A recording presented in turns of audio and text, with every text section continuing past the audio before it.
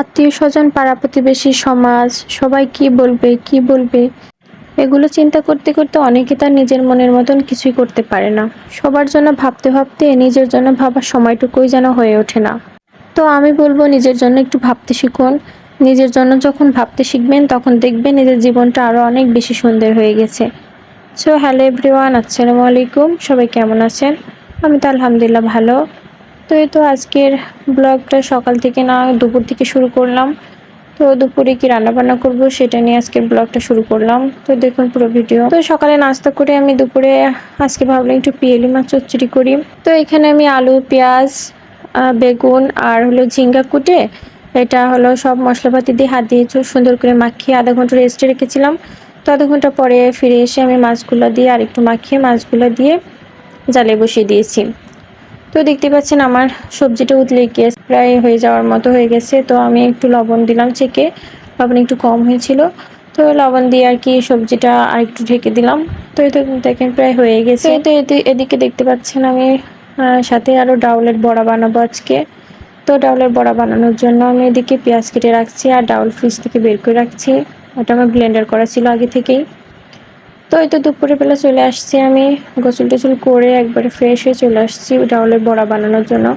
আসলে বড়াটা গরম গরম বানিয়ে খেতেই বেশি মজা লাগে, ঠান্ডা হয়ে গেলে তখন একদম ভালো লাগে না। এই জন্য আমি চেষ্টা করি সবসময় বড়াটা ভেজেই যেন গরম গরম খাওয়া যায়। তো দেখতে পাচ্ছেন এদিকে আমার ভাতটাও হয়ে গেছে। আর আমি অর্ধেকটা ডাউল নিলাম আর বাকি অর্ধেকটা ফ্রিজে রেখে দিব, এটা আরেকবার হবে। তো আমি ডাউলের মধ্যে আগে থেকে পেঁয়াজ কেটে রাখছিলাম আর হলুদের গুঁড়া, মরিচের গুঁড়া সঙ্গে একটু লবণ দিয়ে হাত দিয়ে মেখে নিলাম। মেখে এটা ভাজার জন্য ফ্রাই প্যানে দিয়ে দিলাম। তো ডাউলের বড়া কার কার ভালো লাগে, আমার কাছে তো খুবই ভালো লাগে গরম গরম ভাত দিয়ে খেতে। প্রায় ভাজা হয়, বিশেষ করে যদি ছোটো মাছের তরকারি করি বা কোনো কিছু ভাজি করি, শাক টাক, তাইলে আর কি ডাউলের বড়াটা ভাজি করা হয়। তো দেখতে পাচ্ছেন এদিকে আমার ডাউলের বড়াটা প্রায় হয়ে আসছে। তো এটা আমি উল্টিয়ে দিয়ে এদিকে একটু পেঁপে ভর্তা দিয়েছিলাম গরম গরম, তো সেটা একটু ভর্তা করে নিলাম। আসলে আমি দুপুরে চেষ্টা করি প্রত্যেক দিন গরম গরম কিছু ভর্তা দেওয়ার জন্য, সঙ্গে পেঁপে থাকলে পেঁপে ভর্তা দিই, না হলে ভেন্ডি থাকলে ভেন্ডি ভর্তা দিই। মানে এক এক দিন এক একটা ভর্তা দিই, বেশ ভালো লাগে গরম গরম ভর্তা খেতে। আর সাথে তরকারি তো থাকে। রেগুলার আর কি ঢেঁড়স ভর্তাটাই বেশি খাওয়া হয়। এটা এটা আসলে আমার হাজব্যান্ড 1 কেজি করে নিয়ে আসে, ওইটা শুধু ভর্তা খেয়ে শেষ করা হয়। অন্য সব তরকারি রান্না কিংবা ভাজি কোনোটাই করা হয় সেরকম হয় না, শুধু ভর্তাটাই খাওয়া হয়।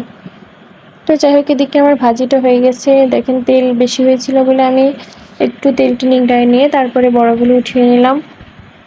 তো এই তো আমার খাবার দাবার সব কিছুই প্রায় রেডি, ভাজিটাও হয়ে গেছে। তো আমি এই তো দুপুরে খেতে চলে আসছি। আর এই বড়া ভাজিটা আসলে আমার মেয়ে অনেক পছন্দ করে। ও হলো একদম শুধু শুধুই হাত দিয়ে খেয়ে বেড়ায় হাতে করে। তো যাই হোক আজকে ভিডিও পর্যন্তই। সবাই ভালো থাকবেন, সুস্থ থাকবেন। দেখা হবে নতুন কোনো ভিডিওতে। আমাদের জন্য সবাই দোয়া করবেন। আল্লাহ হাফেজ।